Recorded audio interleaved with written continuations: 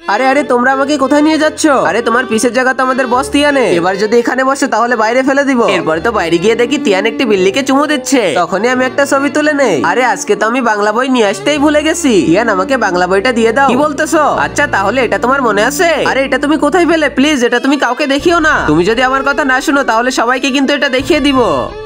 আরে ইয়ার এই বাংলা বইটা তো তোমারই, নিয়ে নাও। আরে আমার তো অনেক ক্ষুধা পেয়েছে, এই নাও তোমার কুরকুরে। আরে এবার তো গরম লাগতেছে, এই নাও আমাদের গরিবদের জন্য এসি। আরে তিয়ান এবার তো আমি বাড়ি যাইতে চাই। আরে এই তো আমার গাড়ি, যতক্ষণ ইচ্ছা তুমি ঘুরতে পারো। আরে তুমি ওই মেয়ের সামনে একেবারে বিড়াল হয়ে যাচ্ছ কেন? আরে ও তো অনেক ডেঞ্জারাস, ওকে কালকে দেখে নিব। তিয়ান তোমাকে তো এই পোজে অনেক কিউট দেখা যাচ্ছে। আরে অনেকগুলা পোজ দাও যাতে তুমি কম্পিটিশনে ফার্স্ট হও। এই দেখো তিয়ান আমি ফার্স্ট হয়ে গেছি। আরে পাগল তুমি এইগুলো এখানে কেন নিয়ে আইছো? তখনই ওখানে টিনা আসে। আচ্ছা তোমরা দুইজন দুইজনকে ভালোবাসো তাই না? কে বলেছে? আরে তোমাদের ওই দুই চেলাই তো আমাকে বলেছে। আরে এমন কিছু না, ওরা তো পাগল। তিয়ান তুমি বলো না। আরে সবাই শোনো, আমি সবাইকে বলতেছি যিনি আমার বয়ফ্রেন্ড আর ওকেই আমি বিয়ে করব।